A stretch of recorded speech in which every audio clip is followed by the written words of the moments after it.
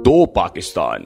आप यकीन करें, मैं आजकल जब भी दाएं बाएं देखता हूं तो मुझे दो पाकिस्तान नजर आते हैं। एक पाकिस्तान इमरान खान का पाकिस्तान है, उसमें कंफ्यूजन, बहरान, सियासी अफरा तफरी, दिवालियापन और फसाद के सिवा कुछ दिखाई नहीं देता। जबकि दूसरा पाकिस्तान हमदर्दी, मोहब्बत और खिदमत से लबरेज पाकिस्तान है और ये दिन और रात तरक्की कर रहा है। हम पहले इमरान खान के पाकिस्तान का तज्जिया करते हैं। इमरान खान फास्ट बॉलर बनके मुल्क की तमाम विकेटें गिराना चाहते हैं। अगस्त के शुरू में जब बारिशें और सैलाब मुल्क की तरफ बढ़ रहे थे तो ऐन उस वक्त पीटीआई की क़यादत अगले 2 माह की सियासी हिकमत अमली तय कर रही थी। इमरान खान को किसी ने इस गलत फहमी में मुब्तला कर दिया था कि रियासत की पहली फहरिस्त के न्यूट्रल्स हमारे खिलाफ हैं, जबकि दूसरी और तीसरी फहरिस्त में शामिल ओहदेदार हमारे साथ हैं। खान साहब को वो तमाम लोग और उनके ओहदे तक बताए गए थे जिनके खानदान पार्टी के जलसों में शरीक होते हैं। लिहाजा फैसला हुआ, हम शुरू में पहली और दूसरी फहरिस्त के दरमियान फासला बढ़ाएंगे, फिर जलसों के जरिए मैदान गर्म करेंगे, फिर अपनी सूबाई हुकूमतों के जरिए वफाक पर अदम एतमाद करेंगे और फिर सदर आरिफ अलवी वजीर आजम से एतमाद के वोट का मुतालिबा कर देंगे। आप ये हिकमत अमली पढ़कर यकीनन सोच रहे होंगे इमरान खान इससे क्या फायदा हासिल करना चाहते थे। बात सीधी है। इमरान खान की इतलात थी सितंबर के आखिर तक नए आर्मी चीफ के लिए समरी वफाकी हुकूमत को भिजवा दी जाएगी। हुकूमत समरी आने के बाद मामले को अक्टूबर के आखिर तक खींच कर ले जाएगी। नए आर्मी चीफ का फैसला अक्टूबर के आखिरी दिनों या नवंबर के शुरू में होगा। गोया फौज सितंबर से नवंबर तक कमांड की तब्दीली में मसरूफ हो जाएगी। हुकूमत अकेली रह जाएगी, लिहाजा ये हुकूमत पर हमले का बेहतरीन वक्त होगा। दूसरा, हुकूमत अगर army chief general Qamar Javed Bajwa को एक्सटेंशन देने की कोशिश करती है तो भी कंफ्यूजन शुरू हो जाएगी और इस कंफ्यूजन का नुकसान भी हुकूमत को होगा। इसकी सपोर्ट अमलन खत्म हो जाएगी और उस वक्त अगर सदर वजीर आजम से एतमाद का वोट मांग लेते हैं तो इत्तेहादियों को कौन इकट्ठा करेगा? हुकूमत के लिए एतमाद के वोट का बंदोबस्त कौन करेगा? चुनाचे हुकूमत गिर जाएगी। ये मंसूबा बज़ाहिर ठीक लग रहा था, मगर इसमें 3 खदशात थे। पहला, मुल्क सैलाब के दहाने पर खड़ा था और सैलाब के दौरान हुकूमत और फौज मुल्क को हालात के रहमो करम पर कैसे छोड़ सकती थी। दूसरा, फौज रियासत की रेड लाइन है और कोई इदारा या शख्सियत किसी को ये रेड लाइन क्रॉस करने का मौका क्यों देगी। और तीसरा खदशा, अगर फौज और हुकूमत की तरफ से रद्द अमल आ गया तो पार्टी का प्लान बी क्या होगा। इमरान खान क्योंकि अगरचे मगरचे और चूंकि चुनाचे से बालातर हैं, लिहाजा ये इन तीनों खदशात को मुस्तरद करके आगे चल पड़े और आज हालत यह है कि मुल्क का 1/3 हिस्सा पानी में डूबा हुआ है। सवात के 36 देहात सफाई हस्ती से मिट गए हैं। कालाम में 25 होटल खत्म हो गए हैं और जनूबी पंजाब, सिंध और बलूचिस्तान पानी में गोते खा रहा है। बलूचिस्तान की तारीख में कभी इतना सैलाब नहीं आया। सिंध और जनूबी पंजाब ने भी कभी ऐसी तबाही नहीं देखी। पानी जनूबी पंजाब और सिंध के 400 देहात बहा ले गया। वहां अब गारे और लाशों के सिवा कुछ नहीं बचा। फौज और हुकूमत दोनों सैलाब ज़दगान की मदद कर रहे हैं। लोगों को पानी से निकालना, उन्हें खुराक, कपड़े और खैमे पहुंचाना और उनका इलाज करना और फिर उन्हें उनके घरों में आबाद करना, ये आसान काम नहीं होगा। और ये काम अगर हो भी जाए तो इंफ्रास्ट्रक्चर कौन बहाल करेगा?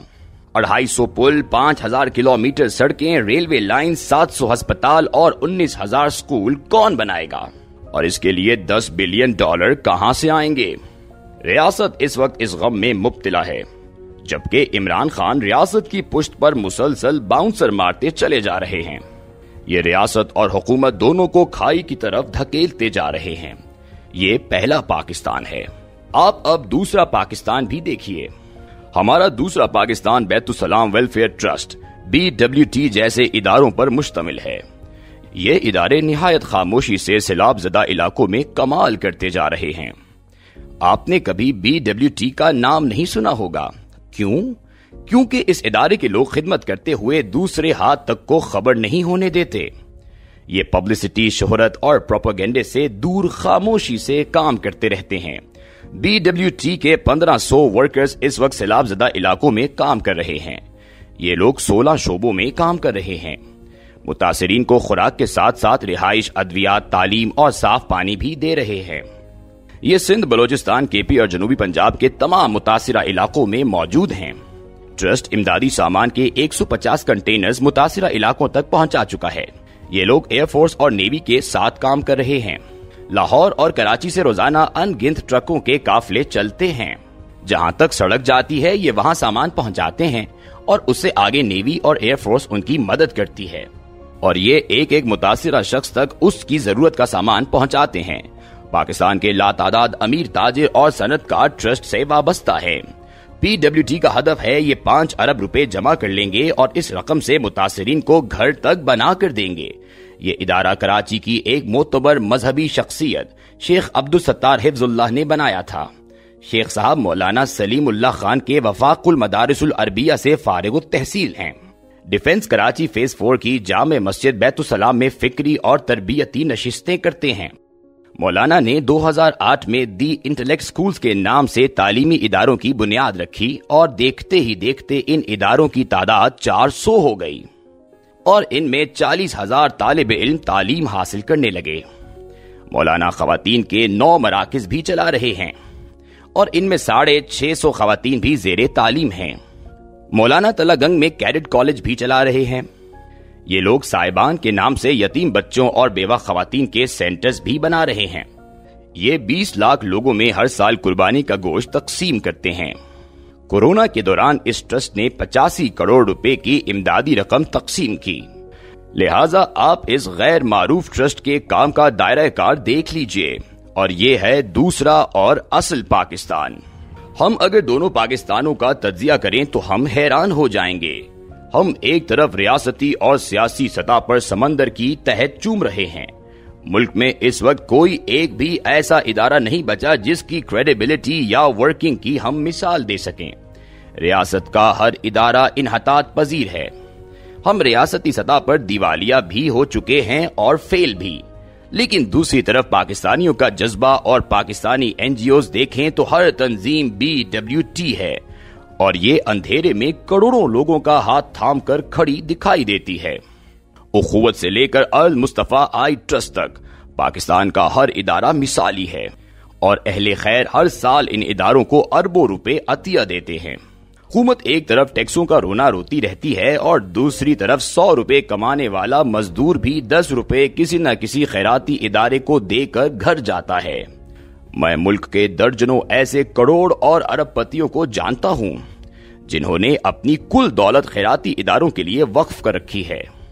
یہ لوگ کماتے ہی صرف اور صرف اللہ تعالیٰ اور اس کے غریب اور بے بس لوگوں کے لیے ہیں، اور آخر میں خالی ہاتھ جھاڑ کر مسکراتے ہوئے دنیا سے رخصت ہو جاتے ہیں۔ میں 5-6 سال سے ریڈ فاؤنڈیشن کے ساتھ کام کر رہا ہوں۔ ریڈ فاؤنڈیشن میرے گاؤں میں میری زمین پر سکول بھی بنا رہی ہے۔ میں اس کے علاوہ اخوت کاروان علم فاؤنڈیشن اور المصطفیٰ آئی ٹرسٹ کے ساتھ بھی کام کر رہا ہوں۔ المصطفیٰ آئی ٹرسٹ کا ایکٹیو ممبر ہوں۔ ٹرسٹ ہر سال میرے گاؤں میں آئی کیمپ لگاتا ہے اور اللہ کے کرم سے 1200 لوگوں کے آپریشن ہوتے ہیں، اور یہ لوگ اللہ کے نور سے اس کی بنائی ہوئی دنیا کو دیکھتے ہیں۔ میں اب اپنے گاؤں میں چھوٹا سا میٹرنٹی ہوم بنوانا چاہتا ہوں۔ خواتین کو ڈیلیوری کے دوران بے تحاشا مسائل کا سامنا ہے۔ میں ایسا ادارہ تلاش کر رہا ہوں جسے زمین اور باقی وسائل فراہم کر دوں اور وہ یہ میٹرنٹی ہوم بنا اور چلا دے۔ لہٰذا کہنے کا مطلب یہ ہے ایک پاکستان BWT بھی ہے، اور یہ پاکستان دوسرے پاکستان سے 180 درجے مختلف ہے۔ آپ یقین کریں، سیاسی پاکستان اور امدادی پاکستان میں زمین و آسمان کا فرق ہے۔ ایک طرف مکمل تباہی ہے، جبکہ دوسری طرف خیر ہی خیر اور امید ہی امید ہے۔ میں جب بھی ان دونوں کا موازنہ کرتا ہوں تو مجھے یقین ہو جاتا ہے اللہ تعالیٰ اس امدادی پاکستان کے صدقے ہمارے سیاسی پاکستان کی غلطیاں معاف کر رہا ہے۔ یہ ہمیں BWT جیسے اداروں کی وجہ سے ہر عذاب سے بچا رہا ہے۔ نوٹ: میرے پاس کل المصطفیٰ آئی ٹرسٹ کے چیئرمین عبدالرزاق ساجد تشریف لائے۔ ان کا کہنا تھا، ہم نے 1 ماہ قبل جو ٹینٹ 6000 روپے فی کس خریدے وہ اب 16000 روپے کے ہو چکے ہیں۔ پلیز تاجروں اور حکومت سے درخواست کریں یہ ٹینٹ کی قیمت ہی کنٹرول کر لیں تاکہ متاثرین کو فائدہ ہو سکے۔ لہٰذا میں تاجروں سے خدا خوفی کی درخواست کرتا ہوں اور انہیں پہلے پاکستان سے نکل کر دوسرے پاکستان میں شامل ہونے کی دعوت دیتا ہوں۔